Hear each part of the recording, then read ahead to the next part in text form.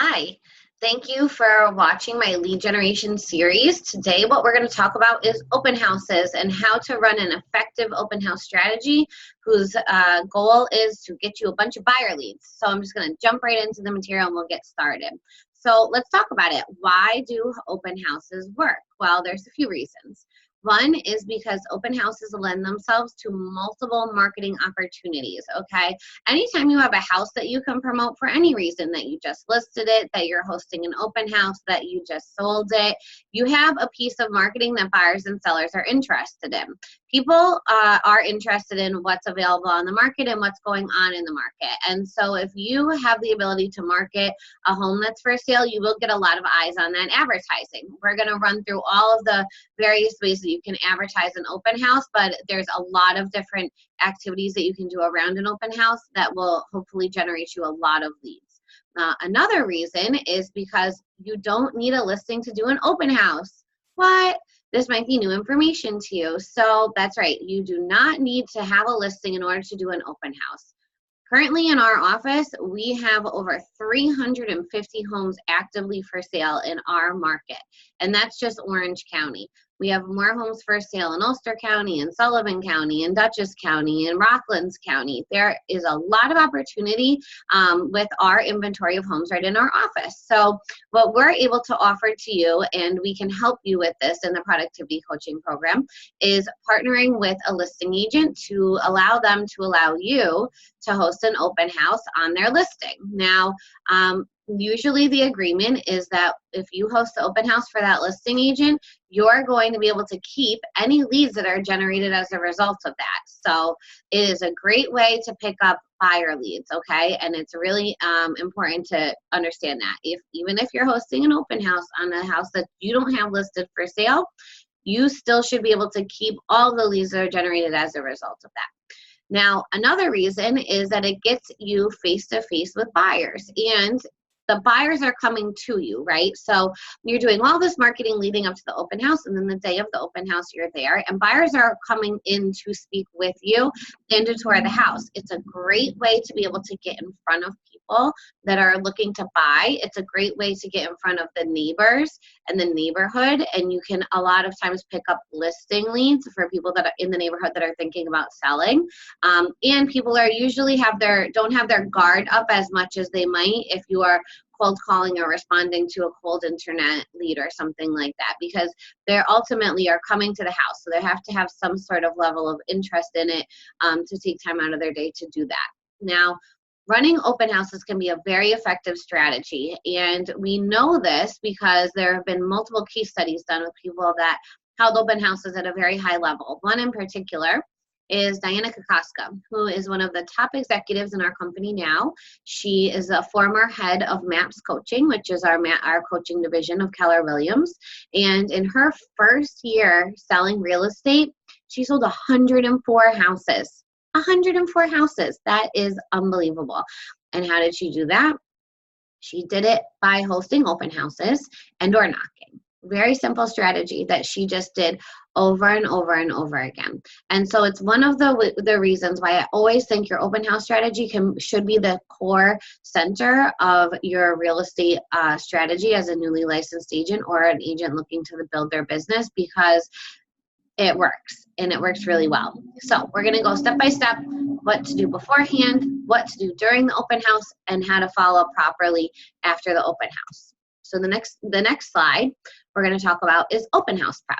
So the first step you want to do, if you don't have a house that you want to list yourself, or you don't have your own listing to do an open house, go onto our MLS system. You can search by all active listings in an area, or by our office. The code for our office in the MLS is KWHV03. If you search by that, there's a field you can add where you can search by listing office ID. You put in that code. All of our office's active listings will populate there for you. Another easy way to do it is to find the town in which you are looking to list in. So there's another video in this series that is going to be about finding a farm area, which is going to be an area where you want to sell a lot of houses and become the agent of choice. So one of the strategies in a farming strategy to become the agent that's top of mind with people is to do targeted open houses, meaning anytime a house is listed in that area by our office, go to the listing agent and ask. Let Robin and I know. We can help coordinate with the listing agent so that you can host that open house for them. Okay, so you want to make sure though that you're locating the right property. Don't just do an open house any place. Make sure, because remember, the buyer leads that you get from the open house are going to be buyers looking in that area, right? Any listing leads you get as a result of that open house are going to be listings in that area. So you want to make sure that you're not just hosting an open house wherever the opportunity arises, but be a little strategic about it and pick an area where you want to specialize in, and then make sure that anytime a listing pops up, you host an open house to that house. Now, you want to make sure that you have the open house scheduled at least 1 week in advance, because the key to an effective open house really is the preparation, okay? So you want to make sure you have that scheduled at least 1 week in advance so that you can properly execute on your marketing strategy. And the marketing strategy is robust. There is so many ways that you can market an open house, okay? Now, one of the first things that you can do is use listings to leads. So listings to leads is a website that you're provided in the office. It's part of your technology package, and it's a free website that you can go on to create landing pages for open houses and listings that are for sale. So it's a very easy way to generate a standalone web page that you will then post onto social media and Craigslist and Facebook and Instagram and wherever else you advertise, so that when people come across your ad and click on the link, they land on a web page that they have to input their contact information into in order to receive information on the house. So what happens there is they give you their contact information, which is ding, ding, ding, super important, because now you're getting names for your database, and in return, you're giving them information about the open house. So listings leads is great. Make sure, if you don't know how to use the program or you need help, that you attend one of our classes. They are held all the time in the Market Center. You can also send out postcards. So you can send out postcards to the neighborhood in which the home is located. You can send out postcards to an area where you know a lot of renters live. So for instance, if you are in Goshen and there's a townhouse community where you know a lot of young couples or people that are renting that eventually turn into home buyers live, you can send out that postcard there. You can create flyers. Flyers are good to go and put into local businesses.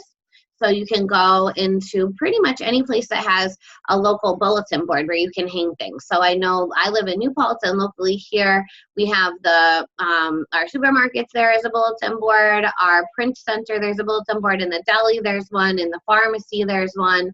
There's one in a couple of the coffee shops downtown. I can post them on the SUNY New Paltz campus.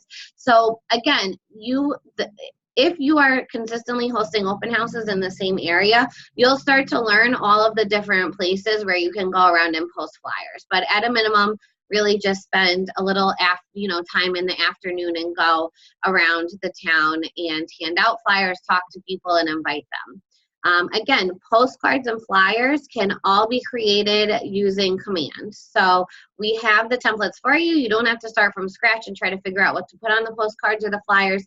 We have lots of templates for open houses where it's really just plug and play. You plug in the pictures for the particular listing, the details for that listing, and we have the graphics and everything that looks really nice and really sleek. So don't try to recreate everything. Use the templates that we have.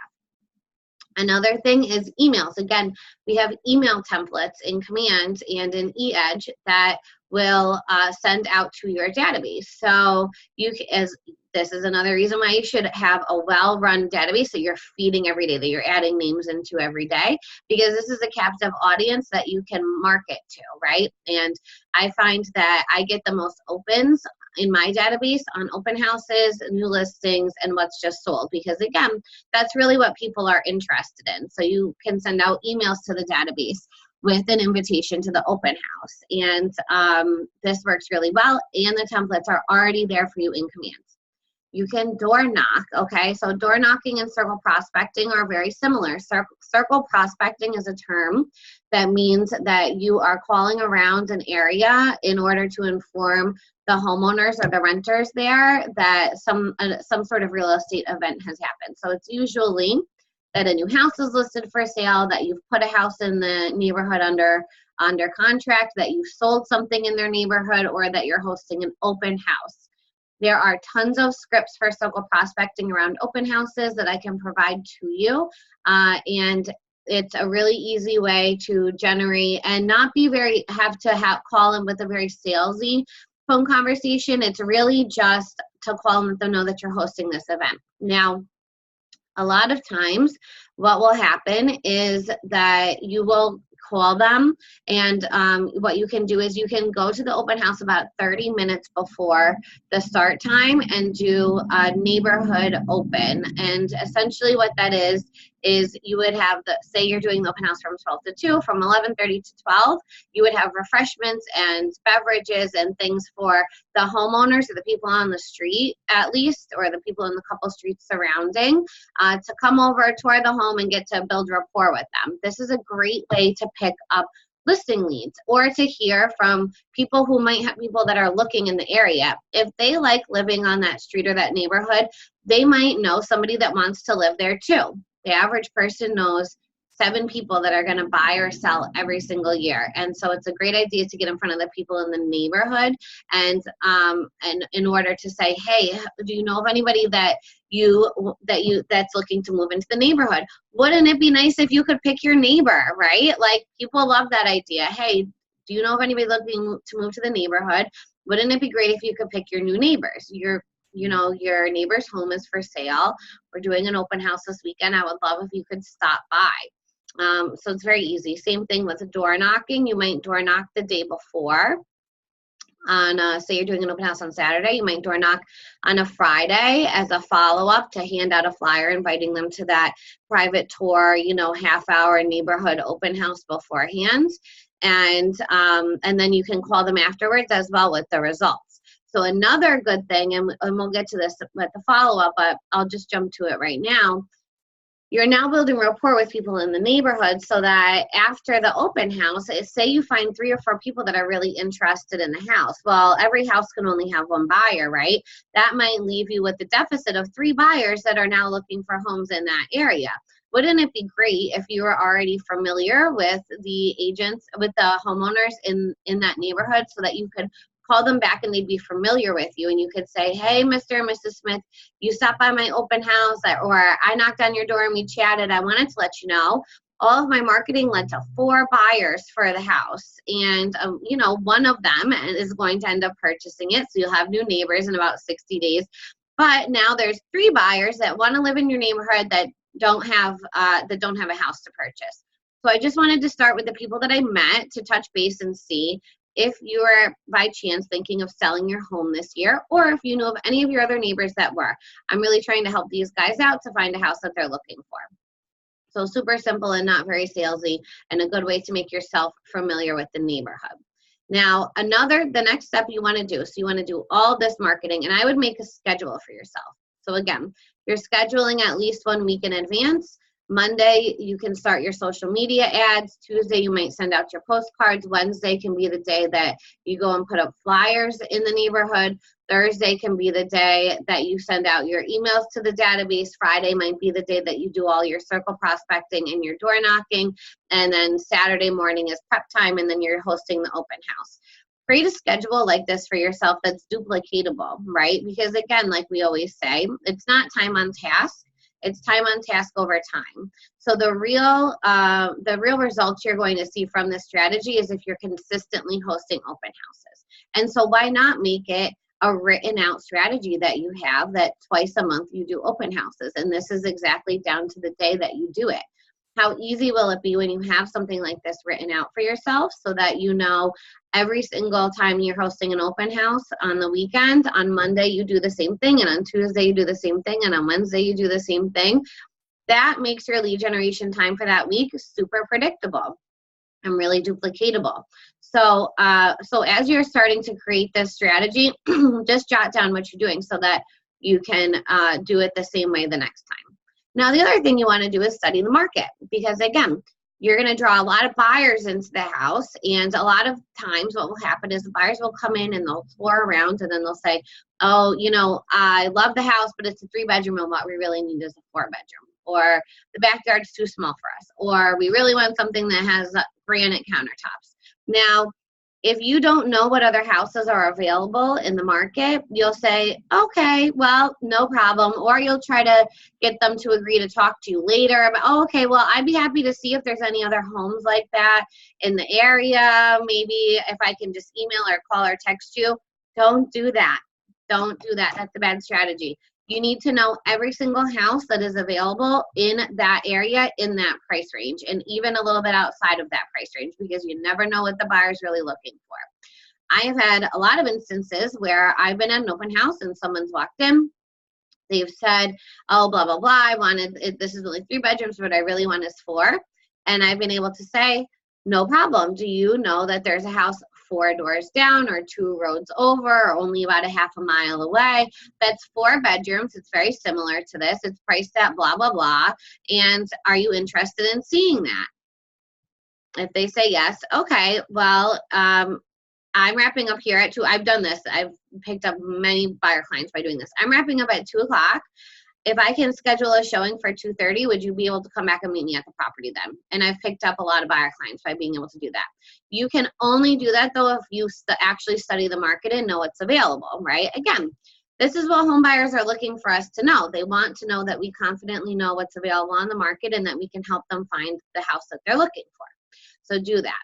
If it is not your listing, make sure that you review the MLS sheet beforehand, have a conversation with the listing agent about any extra details they want to provide to you, confirm the tax amounts on the tax records, look up how the property lines lay, do your own research. You probably, it would probably be best, if it's not your listing, to schedule to preview the house at some point the week before, so that you can go in and take a look at things. That might also help you with some of your marketing materials.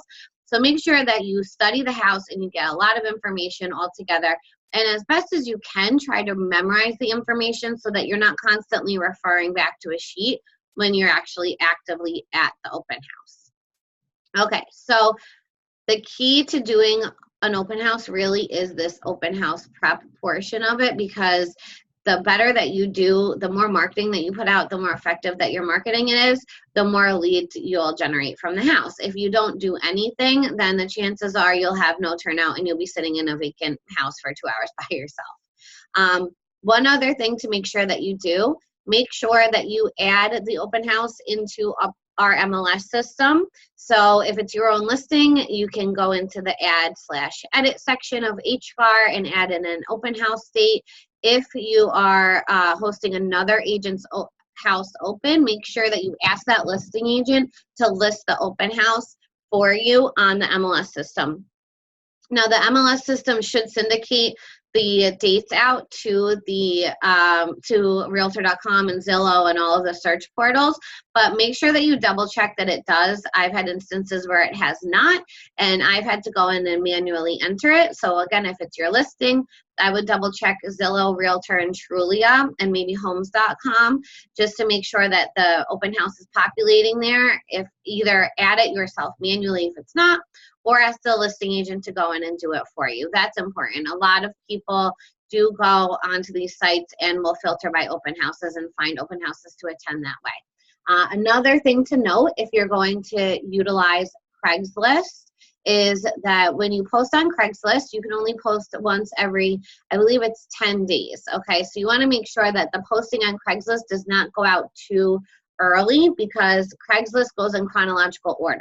So if your one post for the open house is on a Monday and you're not hosting the house open until Saturday, you won't be able to repost it, and it will probably get lost during most of the week. So for Craigslist posts, I usually wait until either Thursday or Friday to run that advertising to make sure that it's right up front when people are looking for open houses over the weekends.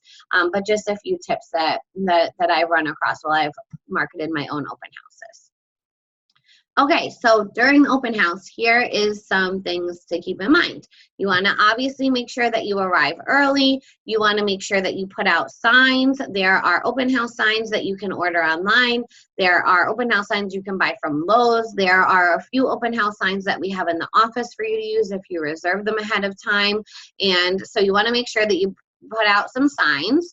I also bring balloons with me, so I usually put a balloon on each of the signs and a balloon on the sign in the yard, the big, for sale sign in the yard. So you tie all that together. You get all the signs put up looking nice. One note on the signs, if you're placing them down the road or in an intersection or on the corner of somebody's property, make sure that you get permission to actually put the sign there from the homeowner, not the homeowner for the open house. Like if there's an intersection where you want to put up an open house sign, so you're putting it on the corner of someone's yard, make sure you ask them and get their permission to put the sign up, because people do get aggravated, and that is an easy way to lose your open house signs, is by just putting them up without asking. So that's just a little side note there. Okay, so you're gonna arrive early. I would say you want to get to the house at least 45 minutes to an hour early, especially if you're doing this prior open house for the neighbors, 30 minutes before. So arrive early, put out your signs. Then you want to go through the whole house. And what I do is I turn on all of the lights. I turn on the fans if it's a warm day.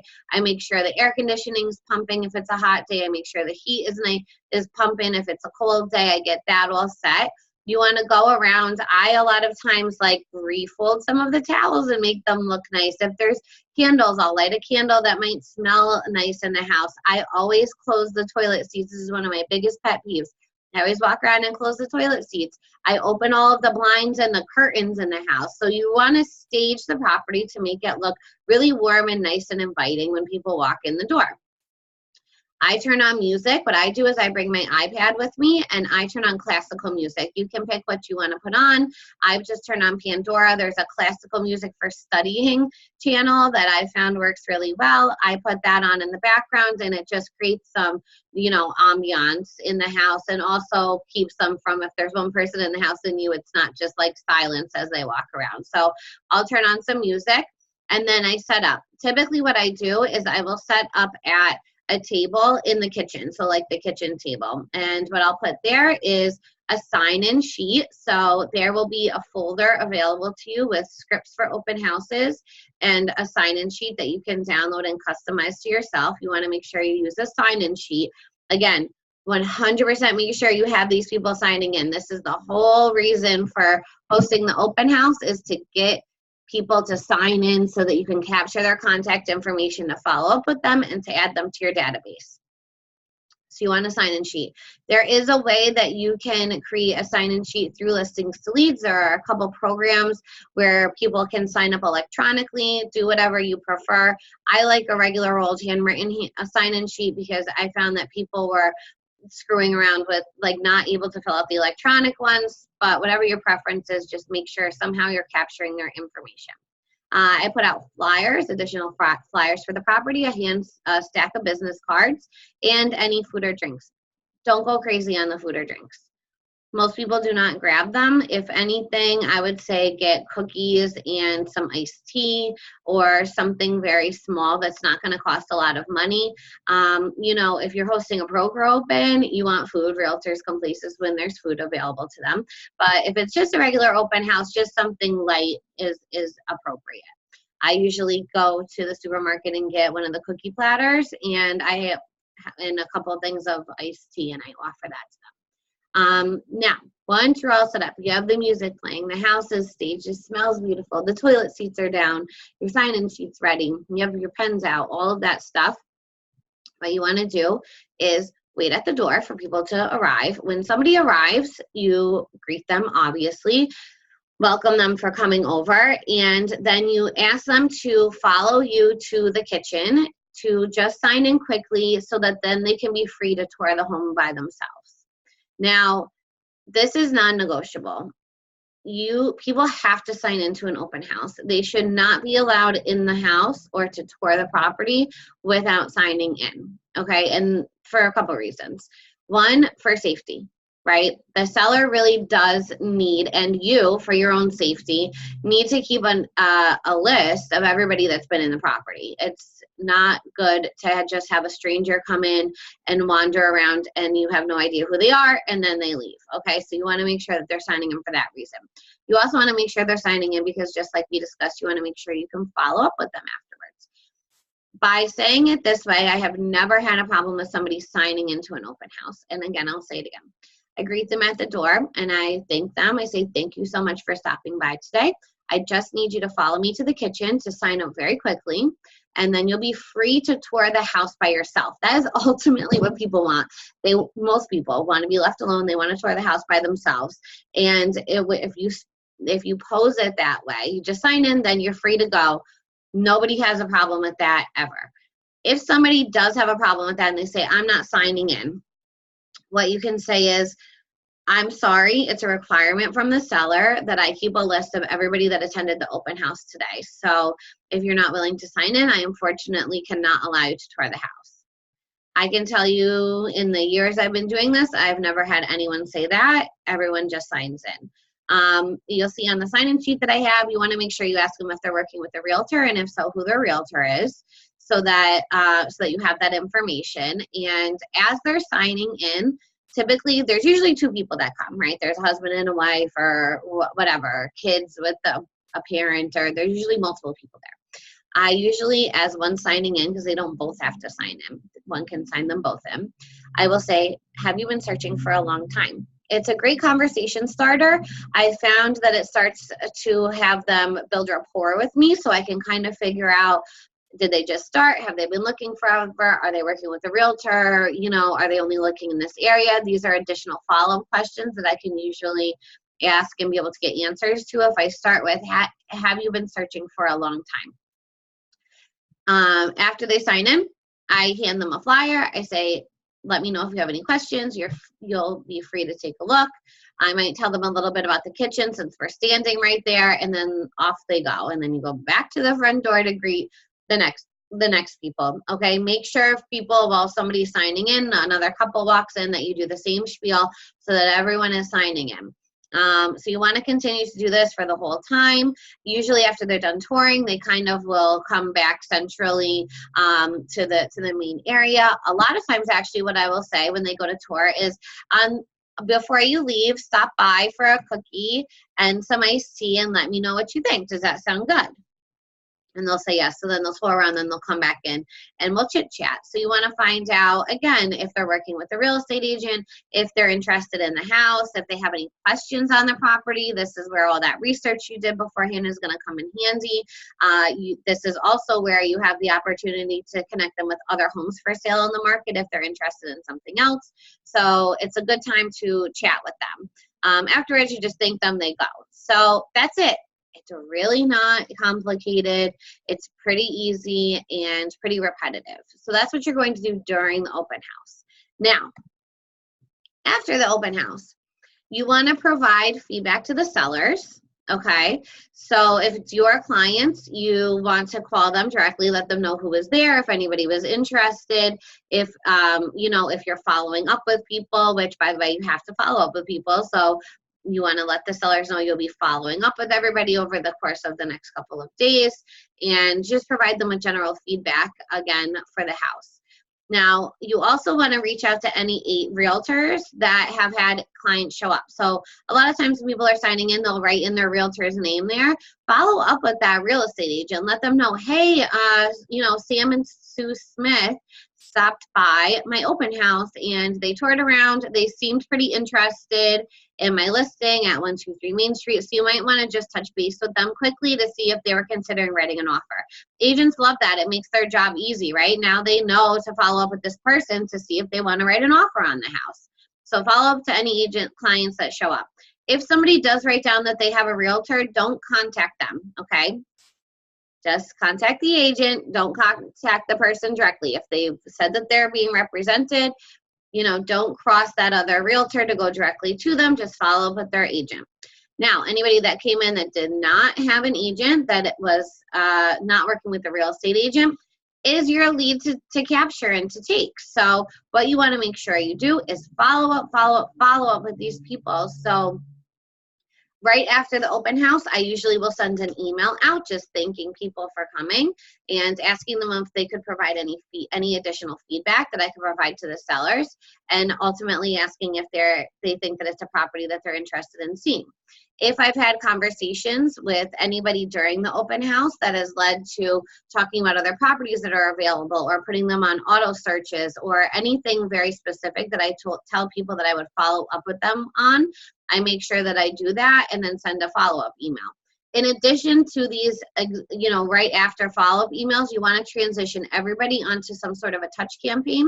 So that can be an 8x8 touch campaign or a 32 direct touch campaign, all of which are pre-created for you in eEdge and KW in our marketing suite. So make sure that anybody that you come across, you're following up on. If it's a real lead that you believe you can continue to work with, put them into your pipeline, give them a rating, and follow up accordingly. Okay, people that run this open house strategy effectively, a lot of times I will get 50 to 60 online leads. So not 50 to 60 people through the house, but 50 to 60 online leads from listings to leads, just on proper open house advertising. And at the open house, I generally am able to get between 2 and 4 new buyer clients every time I do them. So this is a strategy that definitely works. It's a strategy that's duplicatable, and it's a strategy that will get you in front of buyers immediately to start building your pipeline and your database. If you have any questions on this strategy, please feel free to reach out. We have a whole host of resources for you to make it really easy to do these open houses. And if you do one and you have a huge success, share it with us. I would love to celebrate with you after you let me know that you've hosted a successful open house. Okay, thanks for watching, and I will be back for more later this week.